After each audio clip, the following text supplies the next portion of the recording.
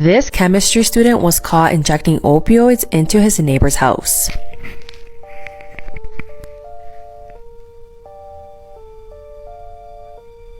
It all happened on June of last year when Umar and his pregnant wife moved into their new condo in Tampa. Umar suddenly began receiving noise complaints from his neighbor who lived downstairs, Zooming Lee. After months of Umar going back and forth with his neighbor downstairs, his wife and him began getting sick. And at this point, Umar's daughter was also born and she was also getting sick. The smell was so bad that Umar had the vents cleaned and the heater changed, but their symptoms were still there. At this point, Umar had enough and he thought that something was off, so he installed a hidden camera in front of his door, and that's when he caught his neighbor injecting some sort of substance into his home. Zooming was arrested and he will be appearing in court on December 5th.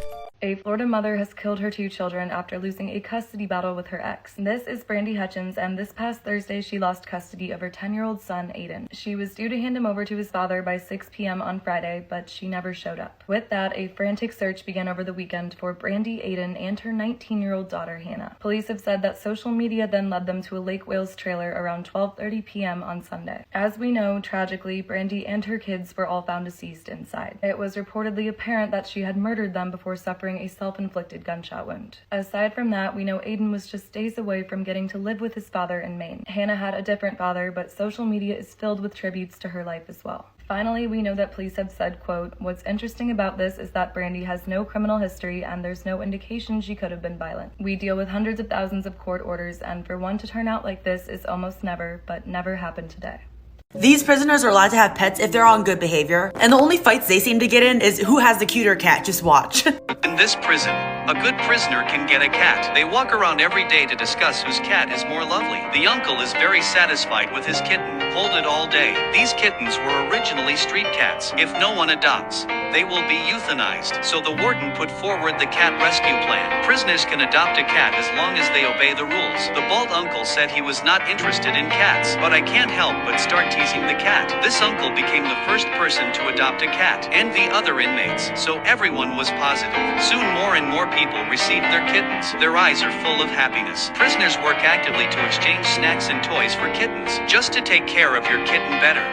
They often walk around arguing about whose cat is more lovely. The result is always red in the face. Soon the prisoner will serve his sentence. Uncle asked his kitten what to do. Can you take the kitten home together? At this time, the cat has become his best partner. Once vicious criminals also have a gentle side. Finally, the warden agreed to his request. Uncle is happy to take the cat home. Go out to what? Look at the cat in the hat, and this prisoner seems pretty happy, but the cat does not. But I think this rule is a very good idea.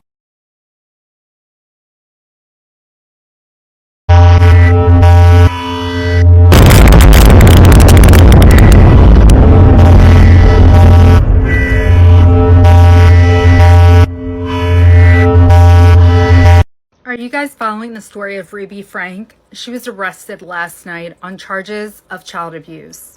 A Mormon family from Utah. She's been a YouTuber and mommy vlogger for about 10 years. So the arresting documents say that a child climbed out of the window around 10:50 a.m. on Wednesday and ran to a neighbor's home for help.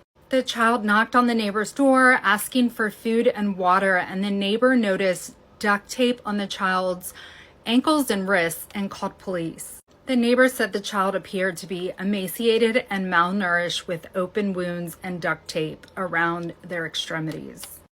In the documents, police described the wounds, neglect, and malnourishment of the child to be severe. After the first child was taken to the hospital, another child was discovered in the home and was found to be malnourished as well. Her business partner, Jody, has also been arrested on alleged charges of child abuse. YouTuber from southern Utah has been accused of child abuse. Court documents show Ruby Franke from the Family Channel 8 Passengers has been arrested after her child climbed out of a window and asked a neighbor for food and water. Officers say there were signs that he had been tied up. The child was taken to a hospital, and his siblings are now in DCFS care. Franke is being held without bail.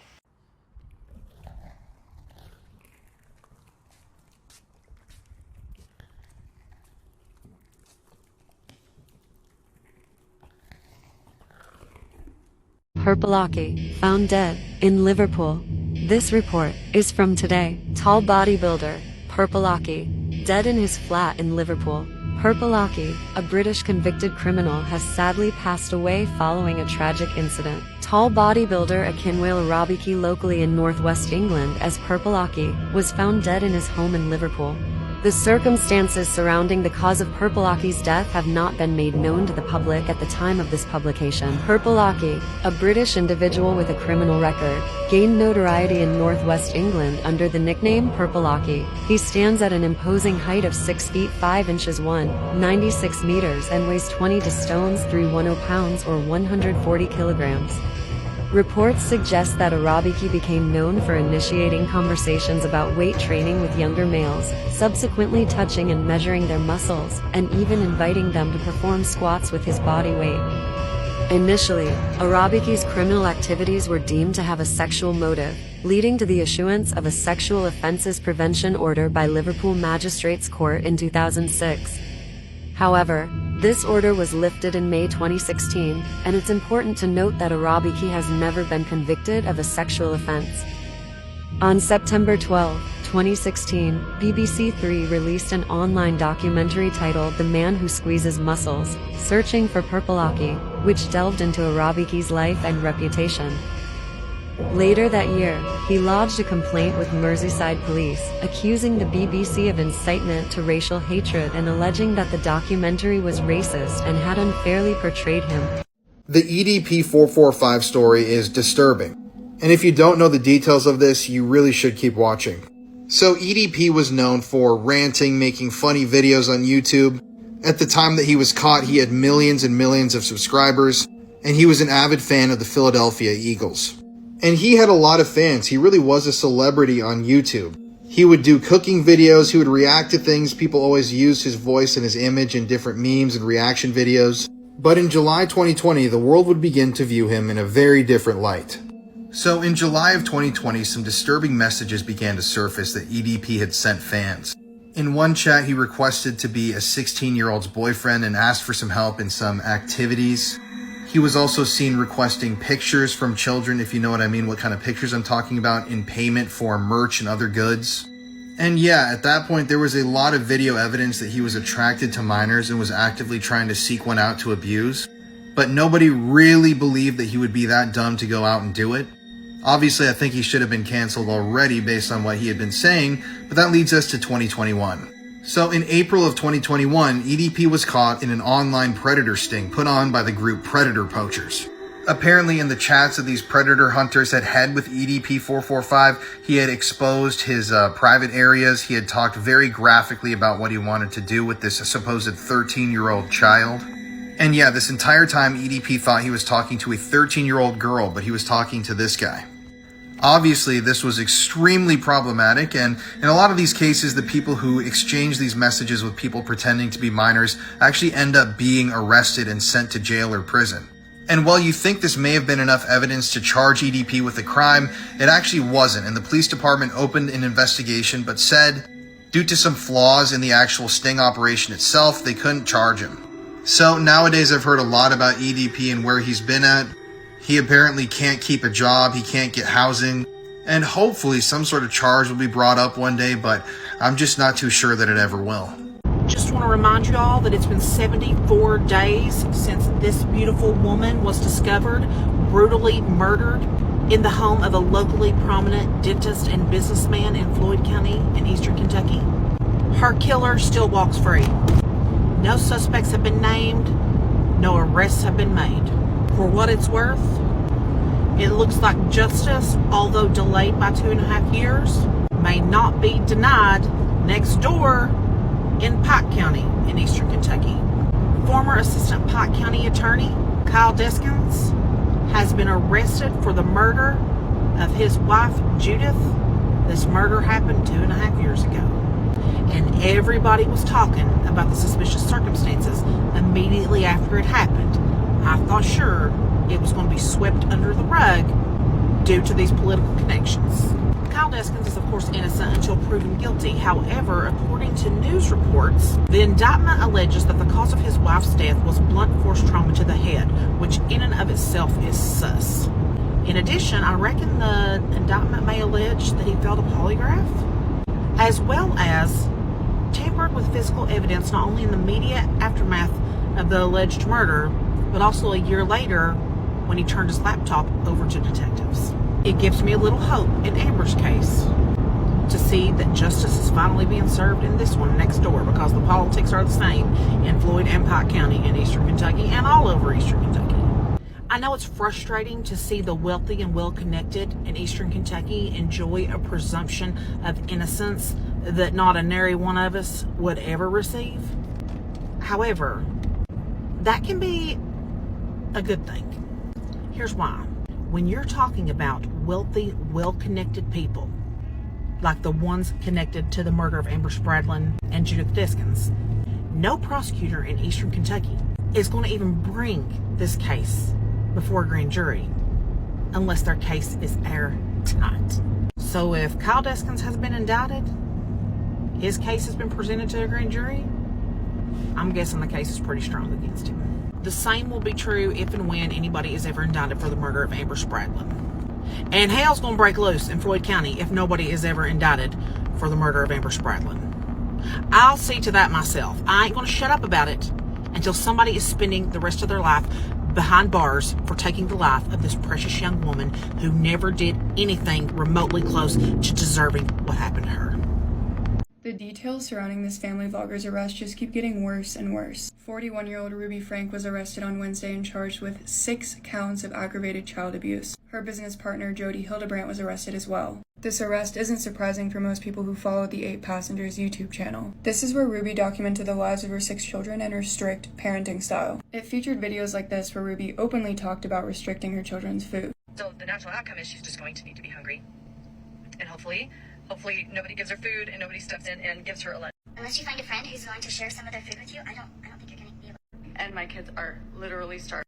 On August 30th, Utah police received a report about a child asking for help. That child is allegedly Ruby's 12-year-old son. The caller said the boy appeared to be emaciated and malnourished with open wounds and duct tape around the extremities. He was also asking for food and water. Here's a clip of the dispatch audio. Murphy said a 12-year-old male showed up with tape around his legs Thursday asking for help, said he was afraid asking for police. 14 female does have duct tape around each ankle. He's not telling the RP why, and said that there's sores around his wrists and ankles. The RP is becoming emotional regarding the child's health. I'm going to go ahead and have medical stage on this one.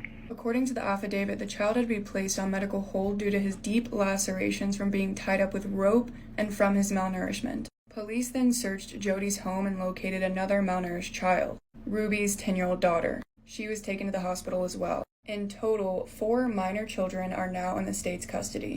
Police aren't releasing more details about the situation because there are children involved and it's very sensitive, but neighbors, friends, and family are speaking out about how this should have been stopped sooner. One man told the Rolling Stone that he and other neighbors called the police on the family several times out of concern for the children. He said in early 2022 it started getting weird. People were concerned because Ruby completely stopped her YouTube stuff. And then it just kind of turned dark. She taped up paper over all of her windows. She would disappear for weeks at a time, and there's all these little kids just left alone in the house. Ruby's 3 sisters also put out this statement. For the last 3 years, we have kept quiet on the subject of our sister Ruby Franke for the sake of her children. Behind the public scene, we have done everything we could to try to make sure the kids were safe. Ruby was arrested, which needed to happen. Jody was arrested, which needed to happen. The kids are now safe, which is the #1 priority. Ruby's eldest daughter also posted this Instagram story. Me and my family are so glad justice is being served. We've been trying to tell the police and CPS for years about this, and so glad they finally decided to step up. Each charge is a second-degree felony and carries a sentence up to 15 years in prison. Both women are being held without bail because they're seen as a danger to the victims and the community. Police also believe Jody was the one to be in direct care of Ruby's 2 children.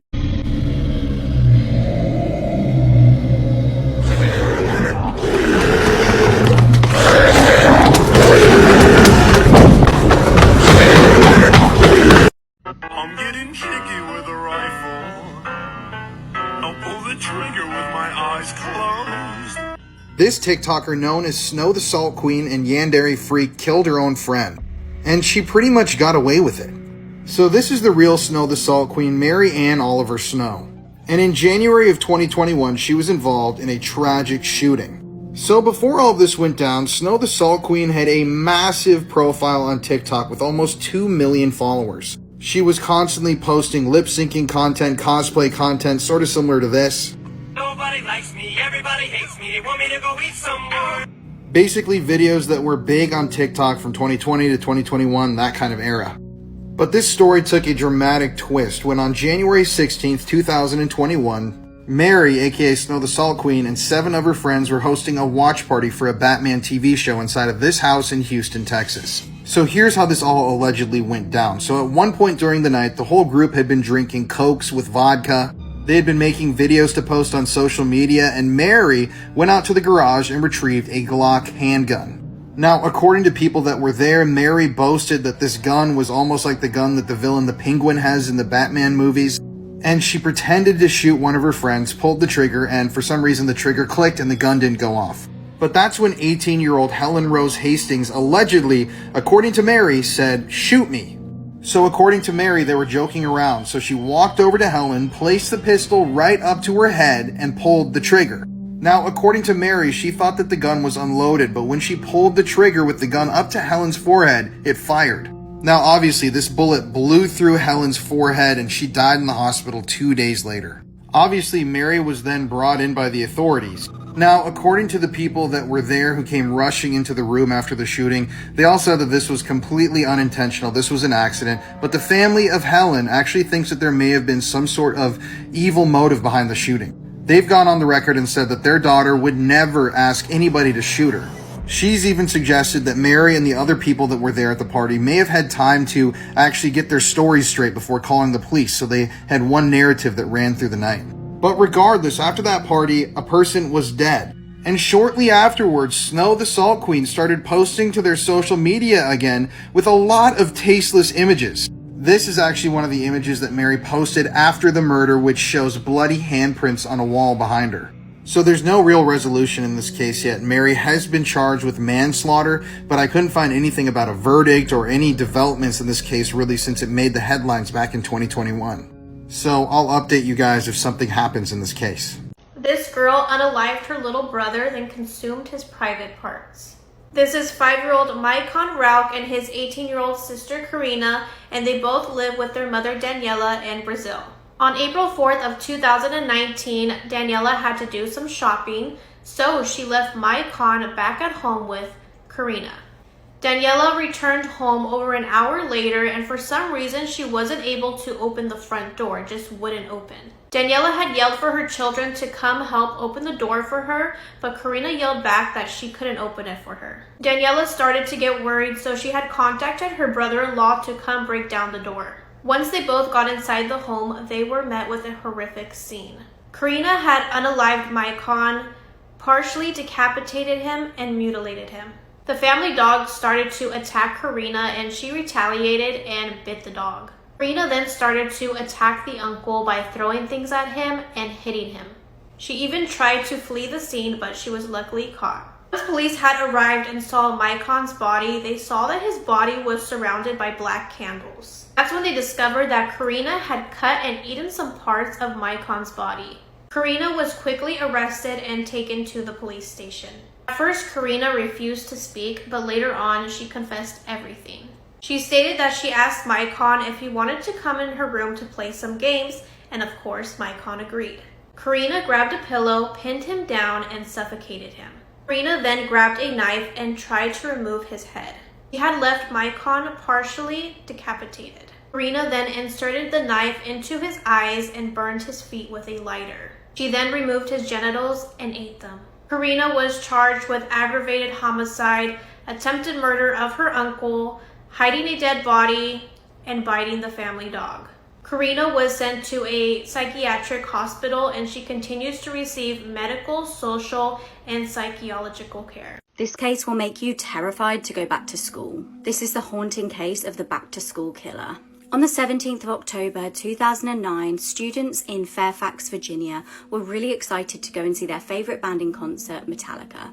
20-year-old Morgan Harrington was one of them. Morgan and her friends all went to the concert together, but during one of the opening band's performances at around 8 p.m, she left to go to the toilet. When she failed to return, her friends got really worried.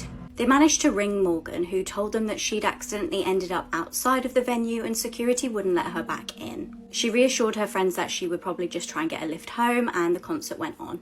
After the show, it was clear that nobody knew where Morgan was or could get hold of her, so they reported her missing. Police started hunting for her, and then they made a terrifying discovery. Her mobile phone was found in a nearby car park, and the battery had been removed. This was obviously a huge red flag. Witnesses reported seeing Morgan that evening by a nearby taxi rank looking quite drunk. The band Metallica even helped out and did a video appeal for help from the public. Another worrying discovery was made in November when people found Morgan's t-shirt in bushes near the campus. The case seemed to grind to a halt until January 2010, when a local farmer tragically found Morgan's body on some of his land. The police at this point were also testing the DNA on Morgan's t-shirt. This showed that the DNA from an unknown person on the t-shirt was a match to somebody who had attacked somebody in Fairfax in 2005. However, police still didn't know who that person was, and Morgan's case went cold. That was until another hideous crime. In the early hours of September the 13th, 2014, 18-year-old Hannah Graham was lost in Charlottesville. She was a sophomore at the University of Virginia. She texted her friend to try and get some help after getting lost after attending an off-campus party. Similar to Morgan's case, when Hannah failed to turn up to class, she was reported missing. Luckily, Hannah was captured by quite a lot of CCTV. Horrifyingly though, in one of the pieces of footage, you can clearly see a man start to follow her. He was a very tall man with either braids or dreadlocks. Women around the same area that evening also reported seeing this man acting inappropriately with women. Earlier in the evening, he'd been asked to leave a bar because of this, and then the women noticed that this same man had his arm around the girl that we now know is Hannah. These girls decided to follow the pair as they just had a gut feeling that something was wrong.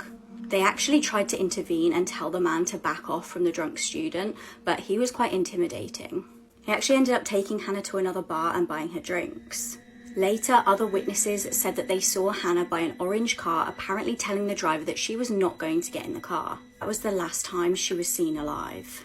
Police managed to identify the driver of the car and the man, obviously, who was following the student as 32-year-old Jesse Matthew Jr. Infuriatingly, over an 11-month period, he had actually been investigated for allegations of art at multiple universities. He was never prosecuted, and he was actually able to just simply leave those universities after each incident. Now, interestingly, Jesse actually drove a taxi. If you remember back to Morgan's case, she had disappeared while at a taxi rank. After being interviewed by police, Jesse frustratingly managed to get away. He sped out of the police station and escaped. He was plastered all over the news, and luckily a woman at a beach in Texas spotted him. She ended up calling police to report this, but they really didn't take her seriously at first, and she ended up having to call several times. After she literally had to beg them to show up, Jesse was eventually arrested. Police were able to link him to the attack in Fairfax in 2005 and also to Morgan's murder. A month later, Hannah's body was found just 5 miles from where Morgan was found. He was eventually sentenced to 3 life terms for the attack in 2005 and then given 4 life terms for the murders of Hannah and Morgan. In 2019, interestingly, he was actually diagnosed with stage 4 colon cancer, and I can't seem to find an update as to whether he's still alive. Please take this case as a warning to be extra vigilant and always stay with your friends on nights out. In an ideal world, we wouldn't have to do this, but obviously women are vulnerable, so please do keep a lookout for anyone looking vulnerable and walking on their own.